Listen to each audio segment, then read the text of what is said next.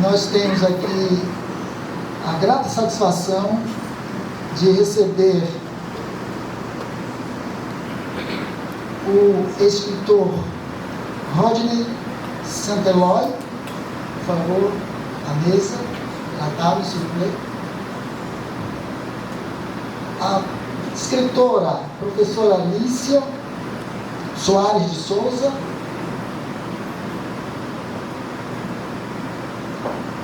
Quero convidar o professor Pedro Daniel Souza, representando a nossa magnífica reitora Adriana Mármore, da UNEB. Quero convidar o escritor, organizador de um dos livros que nós teremos o prazer de conhecer hoje, Taurino Araújo.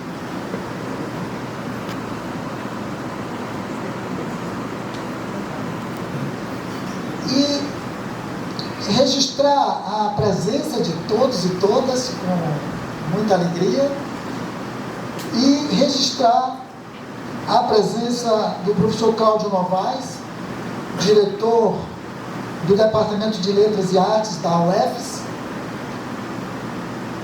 e a presença do escritor português Jorge Manuel Quixomo, que nos visita a cidade de Salvador e hoje a academia, e abraçar a todos e a todas nesse momento, agradecendo pela presença, dizendo que os nossos eventos nesta academia contam com o apoio financeiro do governo da Bahia, através do Fundo de Cultura, da Secretaria da Fazenda, Cefaz, e Secretaria de Cultura da Bahia, Secult, e da Assembleia Legislativa da Bahia, que são os órgãos que de fomento à cultura baiana, que são nossos parceiros, portanto. Vamos então nos acomodar nesta mesa e eu quero dizer a vocês que Rodney Santeloy, nascido no Haiti e radicado no Canadá, é editor-chefe de Memoir d'Encrier, Memória de Tinta, editora que publica livros de autores ameríndios, editora que acolhe livros de imigrantes de língua francófona. Ele é membro da Academia de Letras do Quebec, escreveu, entre outros, livros Os Racistas Nunca Viram o Mar, Les Racistes N'ont Jamais Vu la Mer, e também Não Trairemos o Poema, talvez o poeta, porque no original, poema, então, Nous ne trairons pas le poema. Vamos ouvir então esta conferência do grande escritor através da mediação da professora Alicia Soares de Souza, professora emérita da UNEB, que hoje lança o livro Como se faz um deserto, Semiosferas do bioma da Caatinga, que sai pela editora Mondrongo, professora da UNEB e de outras universidades, professora na Universidade do Quebec e grande pesquisadora da literatura brasileira, da literatura de Canudos, escritora premiada e que hoje tem aqui o lançamento de uma fortuna crítica da semiótica de Alicia Soares de Souza, que é um livro reunindo vários e vários autores em torno da trajetória da obra de Alicia Soares, organizado por Taurino Araújo. Eu passo a palavra, portanto, à professora Alicia Soares de Souza, que conduzirá a fala ao nosso convidado a partir disso, ele fará a sua apresentação.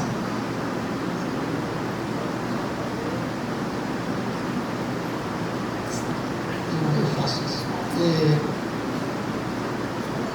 Representante da reitora.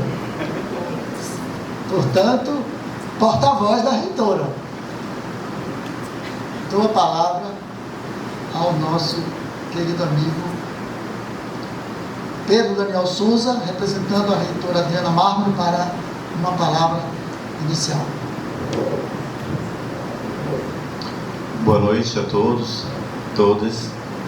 Eu quero aqui, nesse momento, em nome da nossa magnífica reitora, da UNEB, professora Adriana Mármore, trazer um abraço a todos vocês, em especial a nossa professora emérita, professora Alicia, que tem sido assim para a gente uma grande referência e um reconhecimento da nossa universidade pela trajetória dela, do que ela fez em prol da educação superior e da nossa universidade em particular. Saudar aqui essa mesa, professor Aleildo Fonseca, feliz em revê-lo, né? E também ao nosso conferencista, ao Daurino Araújo também. É uma imensa alegria da universidade estar participando desse momento. Infelizmente a nossa reitora não pôde estar aqui para trazer este abraço por conta de uma agenda na nossa universidade no campus de Paulo Afonso, mas não poderíamos deixar de estar neste lugar também, reconhecendo essa trajetória e essa importância que a nossa professora Alicia teve na sua vida e tem ainda, porque ela tem feito ainda trabalhos, tem desenvolvido suas pesquisas, enfim, para a gente uma oportunidade ímpar de reconhecimento, né, de uma grande pesquisadora, educadora. E esse espaço aqui representa para a gente justamente esse lugar do reconhecimento. Então, fico feliz e trago da nossa universidade este abraço, desejando, obviamente, que além desse momento, todos os outros momentos possam ocorrer, que a gente possa estar compartilhando todo esse conhecimento construído, né? A professora Alicia, ela tem uma história, né, muito forte, porque muitas das ações da UNEB foram abertas a partir dos passos da professora Alicia, né? Então, assim, a gente fica muito feliz e reconhece tudo isso e traz esse abraço da nossa reitora. Muito obrigado. Muito obrigado. Passo então à professora Alicia Soares. Então, boa noite a todo mundo. Foi muito bom ouvir o representante da nossa magnífica reitora Adriana e da UNEB, porque é muito importante estar falando da UNEB, porque a UNEB, ela, outro dia, era uma coisinha pequenininha, assim, pequenininha, e parece que de repente ela penetrou pela Bahia toda, construiu um mundo. É fantástico ir de uma cidade a outra, vendo as várias unidades da UNEB, a força, a energia que a gente sente. A gente vai até Canudos, então, e sente a mesma energia como se estivesse. Quero saudar Aleilton, o presidente da academia. Eu não pude vir no dia da posse, porque tinha um problema de saúde. Fiquei muito sentida, mas hoje estou aqui parabenizando e exatamente agradecendo por essa oportunidade de nos acolher, né? Saudar o professor Daurino, que teve a ideia desse livro, que foi muito bom, reuniu ideias de vários colegas em torno de ideias mesmo, porque não é um livro para homenagear uma pessoa, é exatamente para pôr em relevo ideias e o percurso até da UNEB, né, que está aqui. E o nosso Rodinei, ele, como é que eu vou dizer, meu Deus, canado-haitiano, tá bom? É canado-haitiano. Canado-haitiano, que é maravilhoso, é o Quebec como, né, a francofonia da América do Norte, das Américas. Nós estamos trabalhando muito com a francofonia das Américas, e o Haiti, pronto, que é um país que nós gostamos muito. Então, ele teve esta felicidade, nos deu essa felicidade de vir até aqui falar. Sim, a Aleilton já falou que ele é diretor de Mémoire d'Encrier, quer dizer, memória de tinta. E é uma coisa fantástica a memória de tinta, porque é colocar a tinta, o escrito, né? Trazer o escrito para dialogar com a oralitura, né? Oralitura, como a gente chama, com as tradições orais, ideias muito boas, porque ele publica, a letra já falou, índios, ameríndios, imigrantes de várias origens, né? Não tem aqueles que não conseguem realmente publicar naquelas grandes, né? Então, bom, como vocês sabem, Rodney Saint-Éloi, sendo haitiano, ele vai falar em francês. E eu vou tentar traduzir. Eu só vou pedir piedade a vocês todos, porque como eu não sou uma tradutora, então eu posso, mas a sala está cheia tem francófonos e francófilos. Eu inclusive queria assinalar a presença da diretora da Aliança Francesa, a professora Sandrine, na sala. Então, se eu cometer alguma derrapagem, tem Sandrine, tem Maísa, tem Iraci que fala francês, tem Adriano que fala francês, Lidiane, Cláudio, todos fizeram estudos no Quebec, então todos assim, Alice, aí me diz, me pode corrigir, entendeu? Então, agora eu passo. Tá bem ainda. Sério. Então, como eu sou uma tradutora, né? Eu faço sempre as traduções tomando nota assim para as palavras, que é para eu não me esquecer.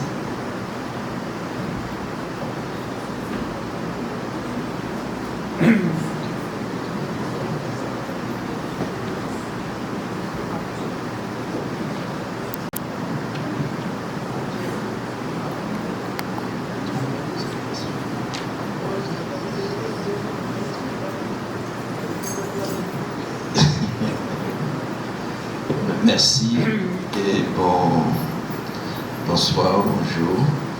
Et en Haïti, pour dire les salutations, on dit honneur et l'assistance répond respect. C'est un peu comme ça qu'on introduit le dialogue en Haïti en disant honneur, respect. Et on le dit souvent en créole, on dit honneur, qui est-ce qu'à répondre respect. Respeito, pois é, quando se começa no Haiti, em crioulo, a saudar, se você começa falando, introduzindo, falando da honra e do respeito. J'aime beaucoup la manière brésilienne. Je pensais que ici elle allait me poser une question. Elle me dit simplement le micro est à toi. Ele pensou que eu ia formular uma pergunta para ele e eu disse para ele, tome, o microfone é seu, e ele gosta dessa forma brasileira de agir. Donc, je prends le micro pour vous dire qui je suis et d'où je viens. Ele pega o microfone para dizer quem ele é e de onde ele vem. Et ça me paraît toujours étrange quand je suis dans une académie des lettres, parce que je suis membre de l'Académie des lettres du Québec, et je vais commencer par vous expliquer mon histoire à l'Académie des lettres du Québec.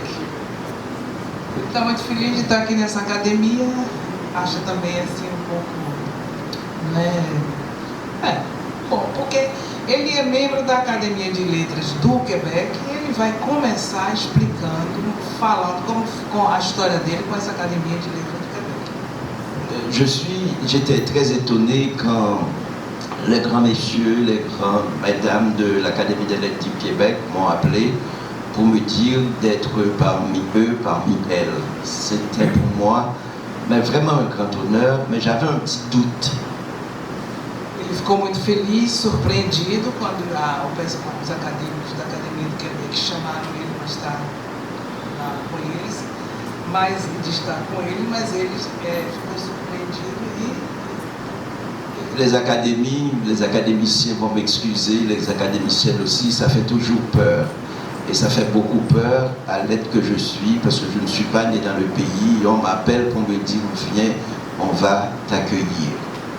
Bom, então ele ficou assim surpreendido porque onde ele está, no país em que ele está, você não diz de onde é que você vem e como é que como as pessoas vão te acolher. Et je suis arrivé effectivement et j'ai inversé un petit peu la chose en leur disant merci de m'accueillir, mais sachez bien que la personne que vous accueillez, même si c'est mon visage, mais cet honneur, et j'aimerais bien que vous le sachiez, que cet honneur est plutôt dédié à une grand-mère Tida. Bom, na fala anterior ele tinha falado até de medo que ele ficou quando chamaram ele. E ele disse, eu cheguei lá na academia e disse assim, vou inverter tudo, porque eu vou agradecer que vocês me chamem, mas eu quero dedicar essa honra de estar aqui a uma pessoa que é uma avó que se chama Tida. Et pourquoi Tida? Je leur ai expliqué pourquoi Tida, c'est fondamental pour moi parce que Tida c'est ce qui m'a précédé et je suis parmi des notables, parmi les grands écrivains, les meilleures plumes du Québec et je leur ai dit, et comprenez bien, je suis un être de paradoxe. Je suis un être de paradoxe, j'accepte ce prix, cet honneur au nom de Tida, mais sachez bien que vous célébrez l'écriture, vous célébrez la lecture, et Tida, c'est la personne qui m'a donné l'alphabet, qui m'a donné l'écriture. Cette grand-mère, elle m'a donné la lecture. Comme je suis un être de paradoxe, la vérité, c'est que Tida ne savait ni lire, ni écrire.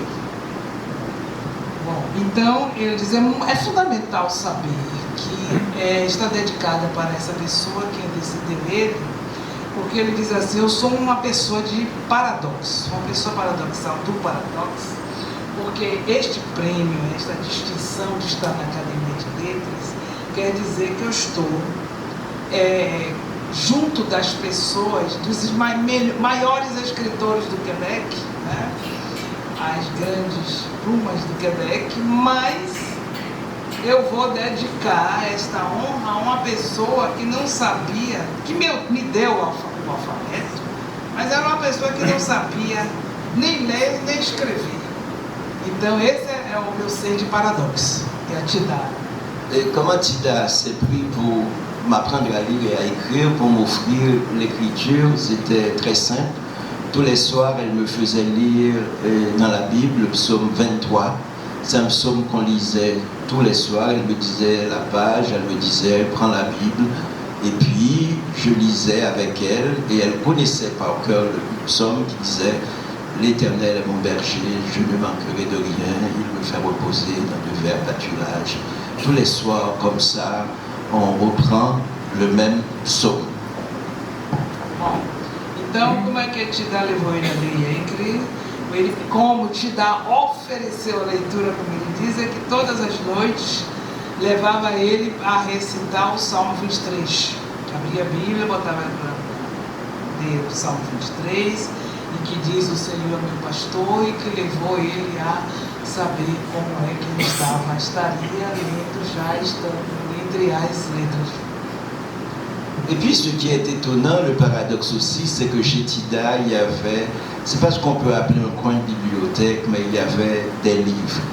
Il y avait des livres, donc il y avait la Bible, mais aussi il y avait vraiment des livres qui étaient dans la maison comme une espèce de décoration. Donc je suis élevé dans une bibliothèque qui est la bibliothèque de Tida. Et puis je me suis toujours posé la question, et je pose la question aux gens de l'académie, comment quelqu'un qui ne sait pas lire, qui ne sait pas écrire, a chez elle des objets fétiches qui s'appellent le livre. E ele continua com um paradoxo, porque ele, nessa casa onde ele foi que ele cresceu com Tida, tinha livros, tinha a Bíblia, e os livros eram como uma espécie de decoração, que era a biblioteca de Tida. E ele pergunta sempre às pessoas da academia como é que ela, qual era o que eram esses fetiches de que se chamava livro, estavam ali, e ele conseguiu, né?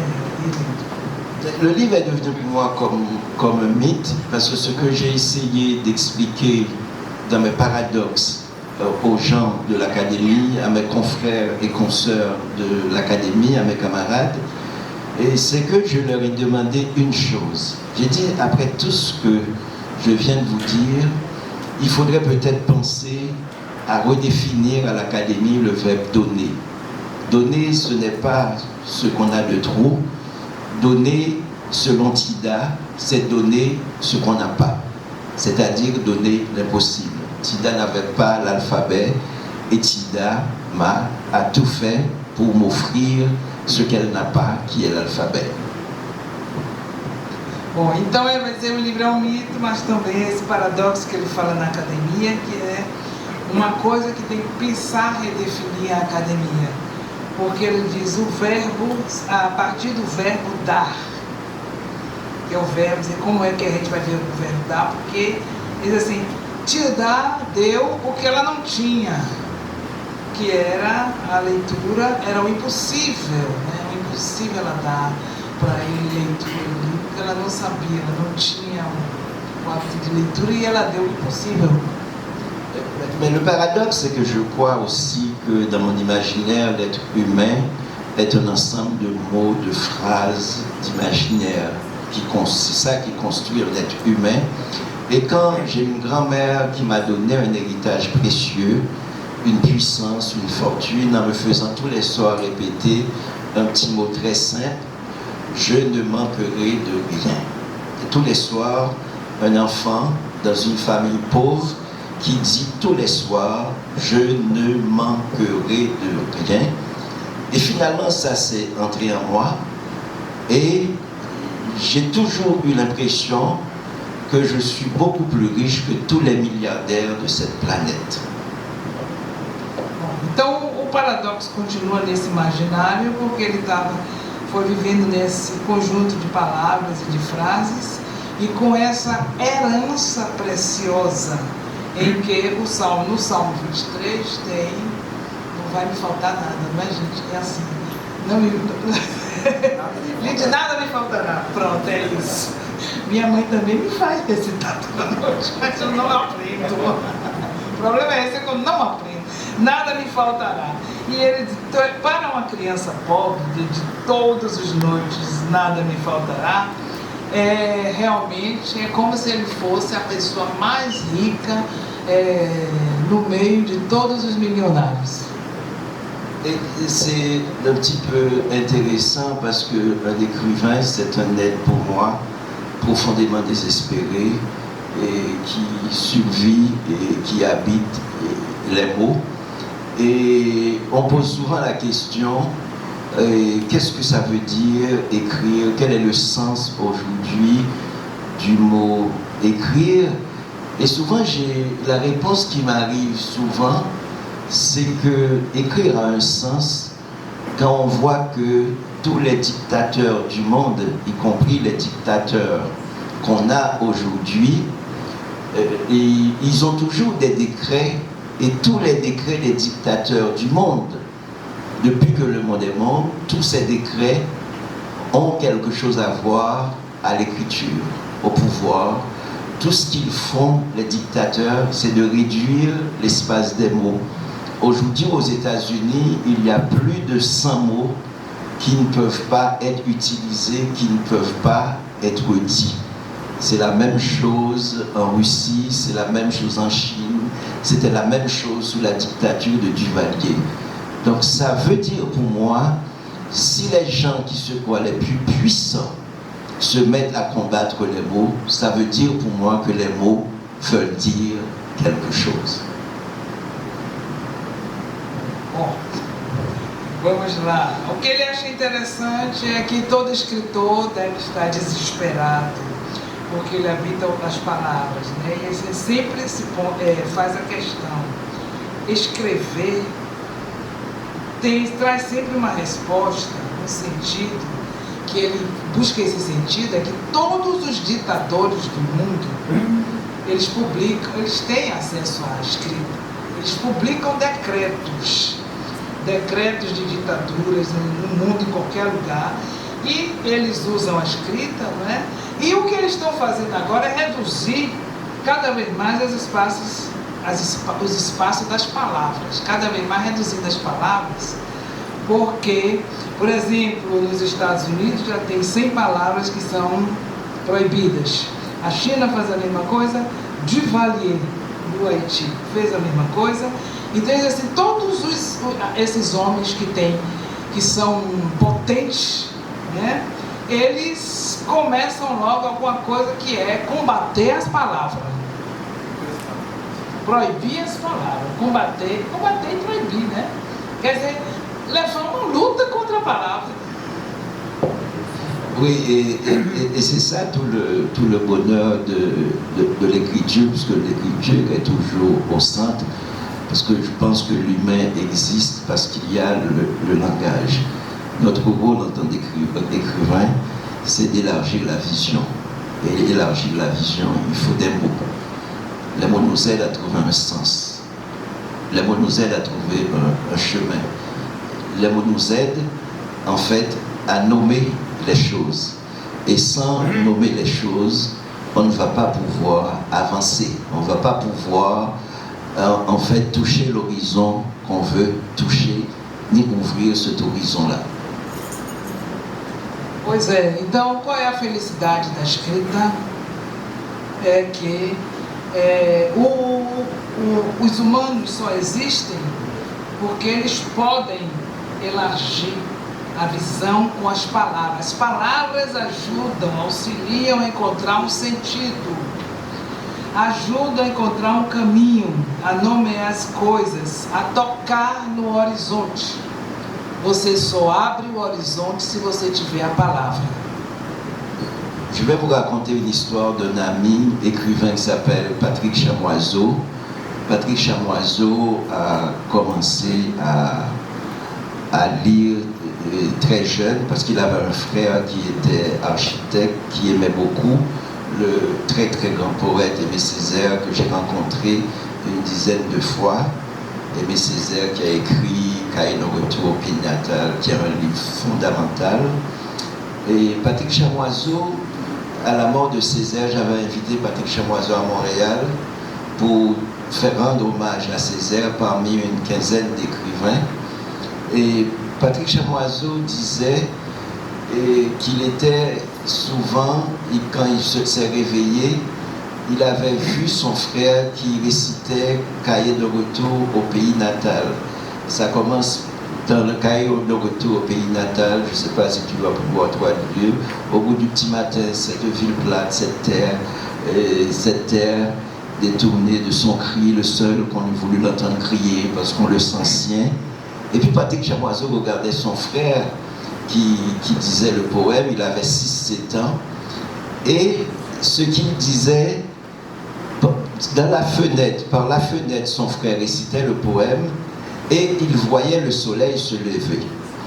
Et Patrick Chamoiseau avait la certitude que c'était le poème récité qui faisait lever le soleil. Bom, então ele vai contar uma história de Patrick Chamoiseau, que todo mundo que está aqui conhece, né? Ainda mais que estudou francês, e que ele começou a ler muito cedo, e ele lia também Aimé Césaire, que muita gente conhece aqui, que tem um livro de poemas que chama O Caderno de Retorno ao País Natal. Então, Patrick Chamoiseau, ele se levantava, quando ele se levantava, ele via o irmão dele, pequeno, de 6 e 7 anos, diante da janela, e pela janela, lendo o poema que é o Caderno de Retorno ao País Natal, e ele via através da janela o sol nascer. E ele ficou convencido de que o sol nascia porque o menino recitava o poema. Je pense que c'est toute cette fantasmagorie, toute cette mythologie qui fait que les poètes, malgré qu'ils soient des êtres profondément désespérés, il continue à regarder le soleil se lever et à croire que s'il n'y avait pas le mot soleil, il n'y aurait pas de soleil. Et souvent, et dans le vaudou haïtien, on pense souvent que c'est les mots qui inventent la chose. On pense que le vent n'existe pas, c'est quand on dit vent que le vent apparaît. C'est quand on dit mer que la mer apparaît. Donc le mot nous a précédés. Et c'est pourquoi quand j'écris, en fait je fais très attention, je suis devenu même superstitieux parce que des fois je veux pas que le mot sorte, parce que je pense que quand le mot sort, le mot peut se concrétiser dans la réalité. Sim, então ele está falando que ele vai continuar nessa alegoria do imaginário das palavras. E se o poeta está sempre desesperado, olhando, vendo, né, a vida e vendo o sol se levantar pelas palavras. Então ele se lembra do vodú haitiano, em que existe a crença, né, no Haiti, de que a palavra inventa coisa. Então, quando você diz vento, o vento aparece. Quando você diz mar, o mar aparece.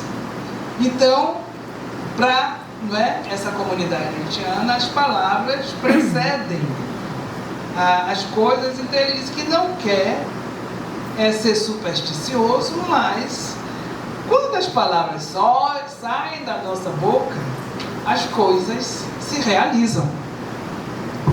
Je vis un dernier paradoxe, après je vais donner le micro à Alicia. Mon dernier paradoxe, c'est que c'est une phrase comme je vis au Québec, je suis un petit peu partout, à travers le monde en voyageant. Et puis l'une des phrases que je reçois souvent, qui est comme une insulte, c'est « retourne chez toi ». Et je me rends compte que je ne peux pas dire avec tranquillité, je retourne chez moi. Parce qu'il n'y a plus de chez moi. C'est-à-dire, Haïti, dans mon imaginaire, peut exister, mais dans la réalité, Haïti, pour moi, qui vis à l'étranger, n'existe pas. C'est comme une dystopie. Donc, parce qu'il n'y a même pas d'aéroport. Donc, je ne peux pas prendre un avion pour dire à une compagnie aérienne de me ramener chez moi. Donc aujourd'hui, quand quelqu'un me dit, si quelqu'un veut m'injurier et me dit « retourne chez moi », donc cette phrase est pour moi un impensé. Donc je ne peux même pas activer cette phrase. Et tout Caribéen vit dans le mythe du retour natal. Tous les écrivains caribéens essaient peut-être d'écrire un seul livre qui s'appelle Retour au pays natal.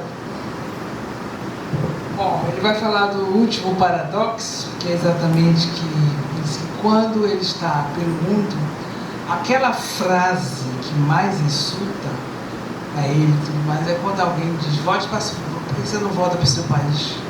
Isso todo mundo já ouviu um pouquinho, né? Então ele diz assim, ele não fica tranquilo com isso, porque ele não acha mais onde é que é o lugar dele, onde é o chez moi, onde é, daqueles franceses, onde é o país meu natal, porque ele não tem mais país natal, ele vive no estrangeiro, ele existe numa distopia, e Haiti não tem mesmo, já é um país, né, um pouquinho devastado, não tem nem aeroporto, e ele não sabe mais onde é o lugar dele, o chez moi. Então, se alguém quiser injuriá-lo, é só dizer essa frase, porque para todo caribeano que usa, no Caribe, né, todo o diálogo ali, tudo, já é ele diz que ele fica vendo e observando que até os caribeanos todos vivem com esse mito na cabeça do retorno ao país natal, mas ele não tem mais.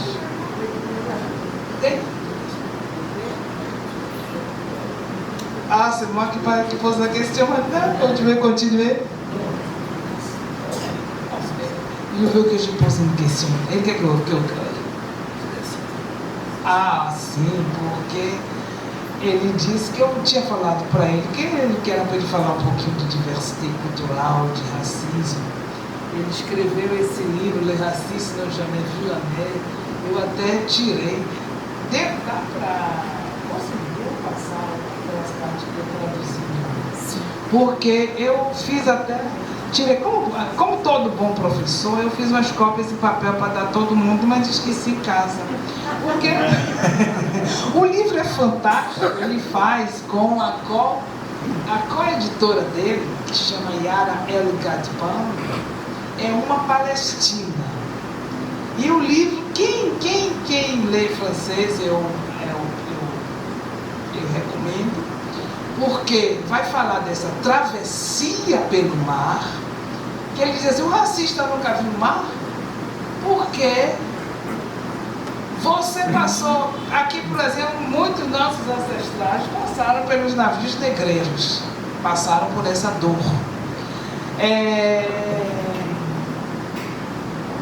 Não é, acho que esse não é o outro, é o que está, acho que mais embaixo.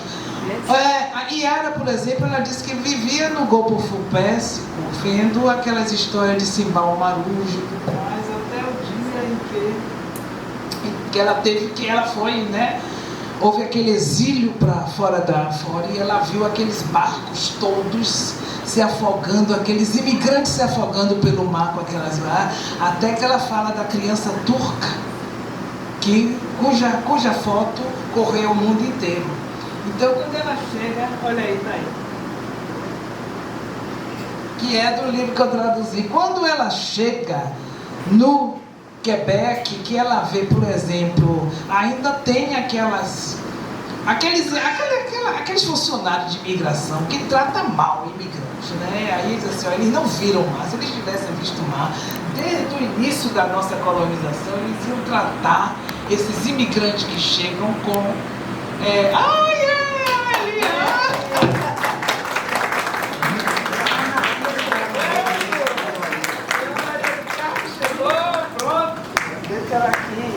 Então ele vai ler, você chegou ele falar do Salmo 23. Eu vou pedir a ele para ele ler, cadê, deixa eu ver, Yara. Ele vai ler em francês a primeira página e vocês vão ler ali.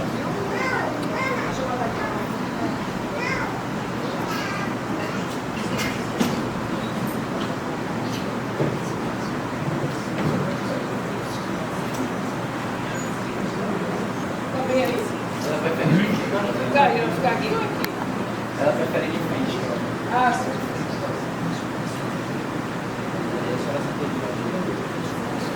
Ali naquele lugar.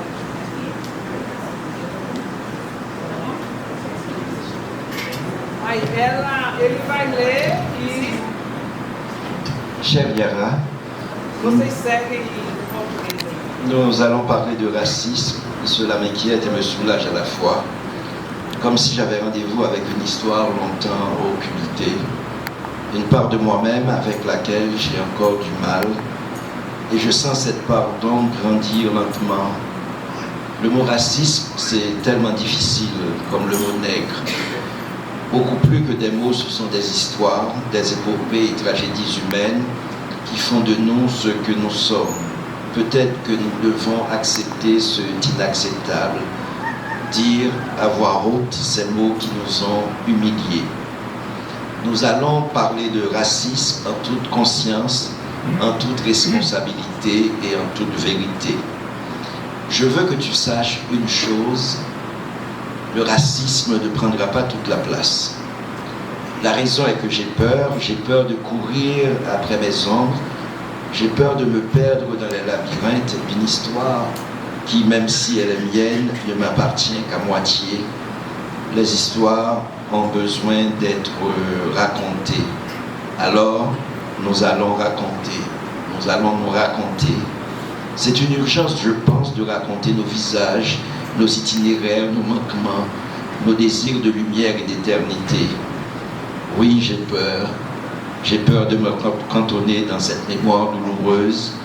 Au fond de moi, j'ai besoin de cette liberté qui me pousse à danser, à chanter, et à rire, pour oublier, pour repousser les ténèbres qui sont en moi, en nous.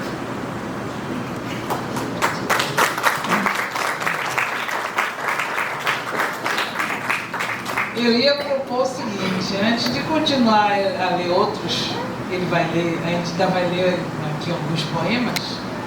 Se alguém quer perguntar alguma coisa sobre o livro, sobre o texto, para não ficar só a gente falando, se alguém quiser pode perguntar aqui, entendeu? Senão a gente continua e coloca. Não? Eu pensei, não, eu pensei que ele era. Hein? Querem ouvir? Então vamos lá. Ele fez um livro também que chama Nós Não Trairemos o Poema. Porque aí, como eu já contei a história, né, das cartas com Yara, que é exatamente enfrentar, escrever, perguntar por que esse racismo chegando nos lugares depois de ter passado por tanta coisa pelo mar. Que a gente só vê o mar bonito assim, ó, tá lá nos iates e tudo, mas não vê aqueles imigrantes todos correndo. E eu vi numa exposição na Alemanha uns pedaços, carcaça de barco. É uma coisa horrorosa, os pregos assim, ó, então, aquelas coisas todas, né? Então, bom, então ele agora, Não Trairemos o Poema, ele fala também dessa questão do poema. Então, aqueles dois poemas, bota aí o poema, gente, qual foi, porque ele vai ele lê e começa aqui, a gente faz aqui. Esse aí.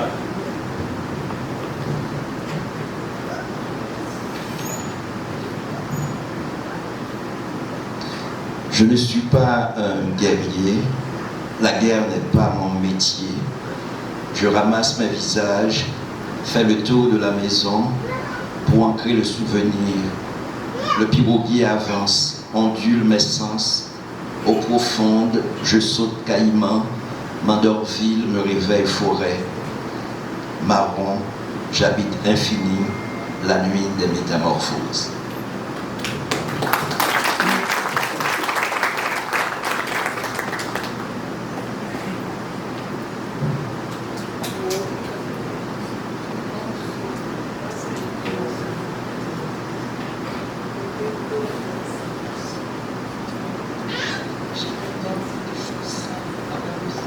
Perdi no lugar. É isso, eu perdi. Mas então, aí, 194. Santa Cruz 14. Ah, vai lá, Santa Cruz 14. Ah, vai lá. Aqui. J'envisage toutes choses simples, la leçon de l'évidence, les rituels du quotidien, l'histoire des vaincus. Les mauvaises langues m'accusent de coucher avec mes ombres. Le juge me conduira au bagne quand je me déclarerai la corde à linge des pendus, des veufs, des désespérés. Ma danse vous semble-t-elle anarchique? En quelle saison pousse la fleur de l'intrépidité? Quelle est la rivière qui me conta l'automne? Histoire de mes ancêtres. J'aimerais que peut-être et peut-être te demander d'improviser le dernier poème. E a gente vai improvisar Et puis à traduire. Oui. Cadê os Pour finir. franceses aí para ajudar? Oui. Et en fait, c'est un poème que j'écris parce que pour exister souvent, les gens qui m'entourent, les gens qui me ressemblent, on leur demande toujours de s'excuser. Et moi, j'inverse toujours les choses en écrivant. Le poème s'appelle Ne t'excuse pas. Então, o poema se chama Não Peça Desculpas, porque ele acha que os poetas...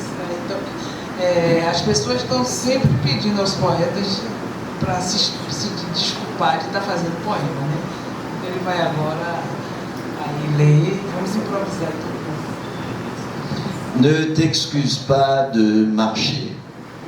Não peça desculpas por andar. À l'intérieur de ton silence. De andar no interior de seu silêncio. Ne t'excuse pas de rire à l'infini. Não peça desculpas por rir no interior do infinito, né? De rir até o infinito. Ne t'excuse pas de chanter. Não peça desculpas por cantar. Ne t'excuse pas de compter les vagues. Não peça desculpas por contar as ondas. Ne t'excuse pas de déjouer les vertiges entre les lignes de ta main. Não peça desculpa de desorganizar as linhas que estão no interior da sua, estão na palma de sua mão. Ne t'excuse pas de demander à l'histoire à quoi ressemble le chemin de tes souvenirs. Não peça desculpas em perguntar à história o caminho dos seus, com que parece o caminho das suas lembranças. Ne t'excuse jamais. Não peça nunca desculpas, não peça desculpa nunca.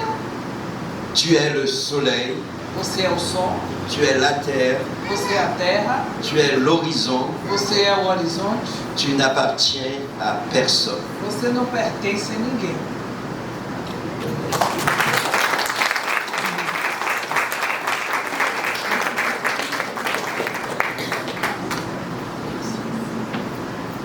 Alguma pergunta?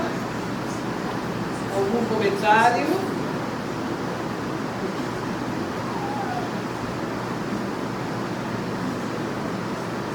Alguém quer perguntar sobre os autores que ele publica em Os Ameríndios, isso é chamado no Quebec, chama Ameríndios, Índios das Américas, né? Os imigrantes. Então ele tem vamos trazer memória d'Encrier, quer dizer, a tinta que ele vai fazer, para se ancorar nas tradições orais. Então essa é a proposta, é o mandato editorial que ele tem.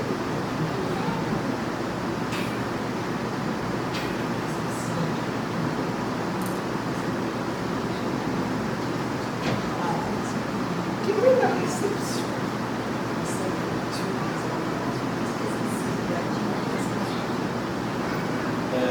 Oui.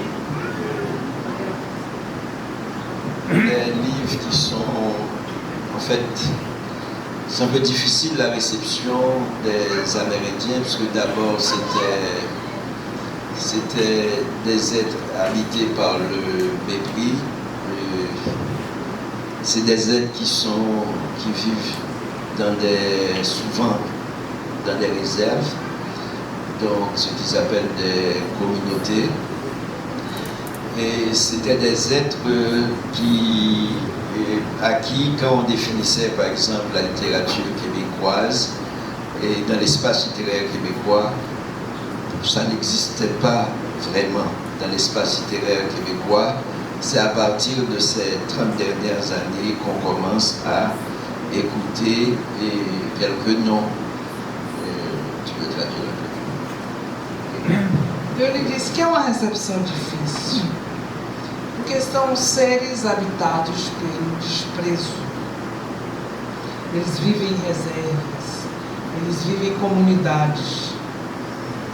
Na literatura quebequense, eles não existiam. 30 anos atrás, eles não existiam.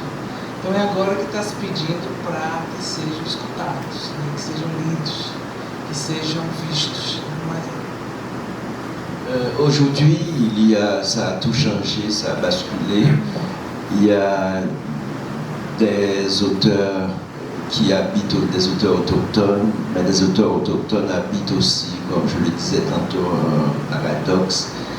Et parce que souvent, dans des langues qu'ils écrivent, le mot écrire n'existe pas dans la langue.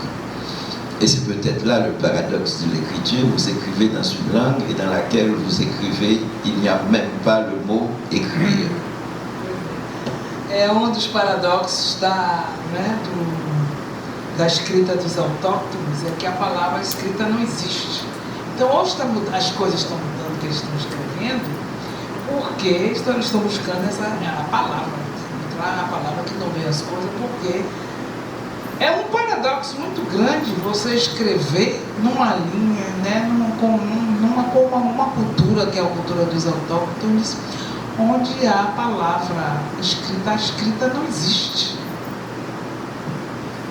Il y a actuellement un renversement de la chose écrite chez les autochtones, comme leur histoire n'a pas été écrite, comme on ne connaît rien de ces peuples, qu'on dit premier peuple. Donc, et c'est la littérature qui assume l'écriture de l'histoire. Donc le récit, il n'y a pas de récit collectif. Donc la poète, par exemple, l'aînée Joséphine Bacon, quand elle écrit, ses livres se vendent, les livres de poésie à 20-25 000 copies, ça n'existe pratiquement presque pas dans le monde. Donc c'est comme ça Joséphine Bacon se vend. Mais quand les gens lisent Joséphine Bacon, ce que les gens lisent, c'est l'histoire des autochtones que les gens lisent. C'est la géographie, c'est tout ce qui n'a pas, c'est tous les récits qui n'ont pas été racontés. Et je pense que c'est important parce qu'il y a toutes ces failles de l'histoire et c'est à la littérature autochtone de combler ces failles de l'histoire. Então, vejam bem que é uma história que não foi escrita, a história dos autóctones, né? Que é chamada as primeiras nações. Então são narrativas, existem narrativas que estão sendo criadas, outras narrativas que não existem, mas não há uma narrativa coletiva. Então ele está falando, por exemplo, de Joséphine Bacon. Joséphine Bacon, que já é bem anciã. E ela está começando a ser agora lida no Brasil, porque eu já encontrei textos sobre ela em português. Então, quando ela lê, ela escreve de um lado em francês, do outro lado na língua dela, que é chamado Innu. Ela vende 25 mil cópias, assim, entendeu? Então, é a história dos autóctones, vamos dizer assim, autóctones, né, desse pessoal, que falam da geografia que não foi contada nunca, que fala, né, das coisas que não foram contadas, que é uma falha da história e que a literatura está agora, não é, tomando essa, preenchendo essa falha para poder contar como foi a história, não só a geografia, né, geografia e história. E eu vou acrescentar uma coisa, porque eu sei que tem muitas pessoas aqui que conhecem, até uma pessoa que é acadêmica aqui dessa academia, que é a colega Rita Olivieri. Rita Olivieri tem feito trabalhos fantásticos em comparação com todas as escritoras mulheres autóctones do Quebec com as brasileiras. Porque a brasileira também está começando agora. Eu, através dos livros de Rita, eu conheci Graça Graúna, que estava em Canudos no ano passado, conhecendo as autoras brasileiras que também estão fazendo isso, a falha da história, e com a literatura contando que a história não contou. Excuse-moi d'avoir ajouté des choses, mais je ne vais pas les hommes parce que c'est dans la...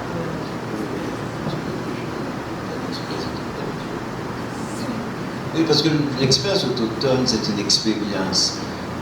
C'est un modèle décolonial réussi. C'est une expérience décoloniale réussie parce que c'est pas en fait une théorie décoloniale. C'est un vécu décolonial. C'est une expérience décoloniale dans le sens où les gens revendiquent deux choses.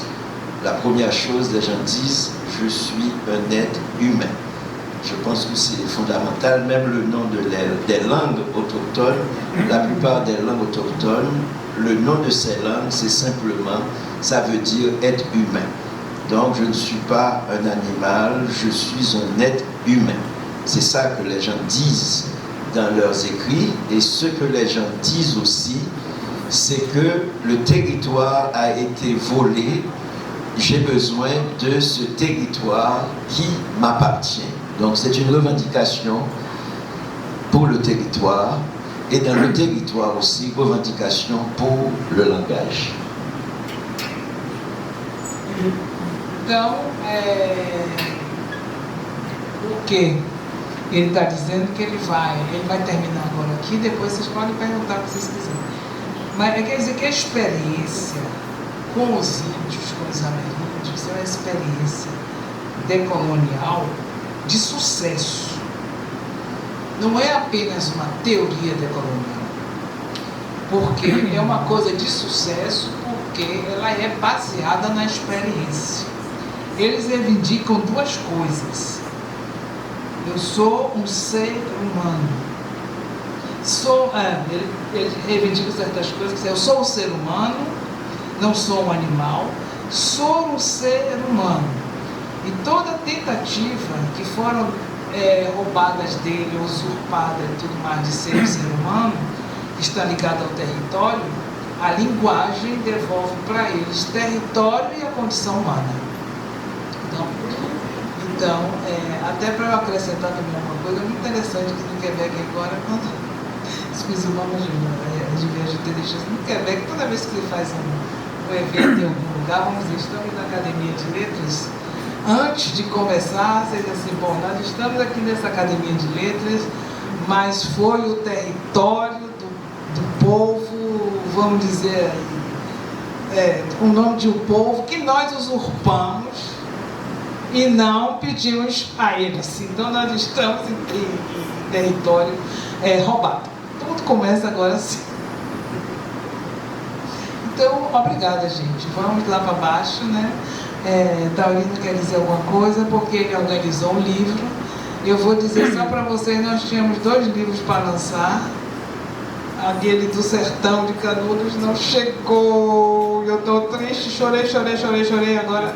Aí Taurino vai falar do outro e a gente vou ficar mais feliz. Eu gostaria, numa quebra de protocolo, de cumprimentar a mesa uma pessoa muito importante que está aqui hoje, que é Dona Maria do Carmo Soares de Souza, que trouxe a esse mundo essa dádiva, essa bênção que é Lícia Soares de Souza. Ela não gosta muito que fale nisso, mas a trouxe ao mundo. Hoje é o aniversário dela.